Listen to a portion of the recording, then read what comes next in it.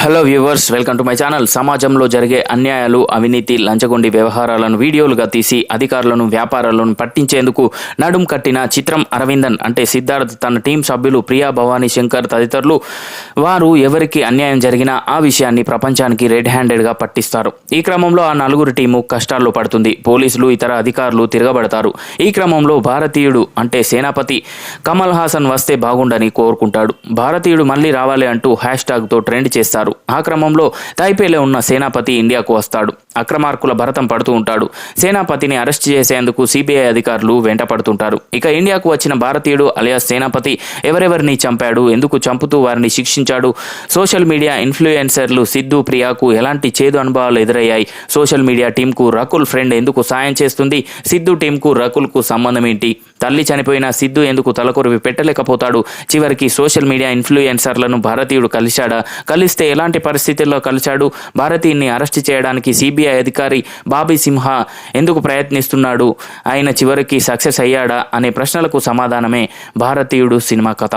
భారతీయుడు సినిమా చూసిన వారు ఇప్పటికీ అలాంటి అనుభూతిని, ఆ మ్యాజిక్ను మర్చిపోలేరు. అలాంటి గొప్పగా మైమర్పించిన ఆ సినిమాపై ఉన్న అంచనాలతో భారతీయుడు 2 సినిమా వస్తే కొంత నిరాశపడే అవకాశం ఉంది. మొదటి భాగంలో కొన్ని సంఘటనలను ఎమోషనల్గా కనెక్ట్ చేయలేకపోయాడనే ఫీలింగ్ కలుగుతుంది. కానీ ఆ ఎపిసోడ్ సెకండ్ హాఫ్కు ప్రాణంగా నిలవడం కొంత థ్రిల్లింగ్ అనిపిస్తుంది. ఫస్ట్ హాఫ్ను శంకర్ గ్రిప్పింగ్ ఎమోషనల్గా కనెక్ట్ చేయకపోవడంతో ఏదో సినిమా నడుస్తుందనే ఫీలింగ్ మాత్రమే కలిగించాడు. ఇక ఫస్ట్ హాఫ్లో విజయ్ మాల్యా, గాలి జనార్దన్ రెడ్డి లాంటి కొందరు ప్రముఖుల జీవితాలను టచ్ చేయడం సినిమాకు కనెక్ట్ చేసేలా ఉంది. ఇకపోతే సెకండ్ హాఫ్లో పవర్ ప్యాక్డ్ ఉండాలనే ప్లాన్తో రకరకాల ట్విస్టులు జొప్పించడంతో కథ కొంత ఇంట్రెస్టింగ్గా ఉంటుంది. ఇక సిద్ధార్థ్, రకుల్ లాంటి పాత్రలకు సంబంధించిన ట్విస్టులు ఆలోచింపజేస్తాయి. అయితే క్లైమాక్స్లో చేజింగ్ సీన్ నిడివి అవసరమైన దానికంటే ఎక్కువే ఉందనిపిస్తుంది.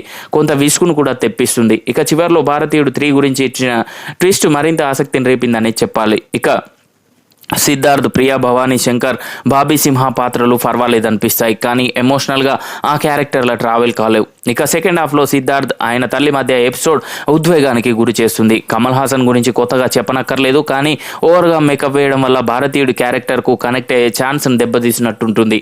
ఇక కమల్ హాసన్ను నేరుగా చూడలేకపోవడం, ఎక్కువసేపు మేకప్లో చూపించడం కొంత నిరాశనే కలిగించింది. ఇక ఓవరాల్గా భారతీయుడు 2 సినిమా విషయానికి వస్తే ఫస్ట్ హాఫ్ సాదాసీదాగా ఎలాంటి ట్విస్టులు, ఉత్తేజం, ఉద్వేగం కనిపించే సన్నివేశాలు లేకపోవడం వల్ల రెగ్యులర్ రొటీన్ సినిమా అనిపిస్తుంది. ఇక సెకండ్ హాఫ్ను కొంతమేర గ్రిప్పింగ్గా చెప్పడం వల్ల ఫస్ట్ హాఫ్లో ఉన్న అసంతృప్తి తగ్గడానికి దోహదపడింది అనిపిస్తుంది. ఇక భారతీయుడు మూవీలో ఉండే మ్యాజిక్ ఈ సినిమాలో ఆశిస్తే నిరాశపడొచ్చు. రకుల్ ప్రీత్ రోల్ ఏమాత్రం ఆకట్టుకోదు. సిద్ధార్థ్ ఎమోషనల్ సీన్లలో రాణించాడు. సముద్రకని సెకండ్ హాఫ్లో తన మార్కు చూపించాడు.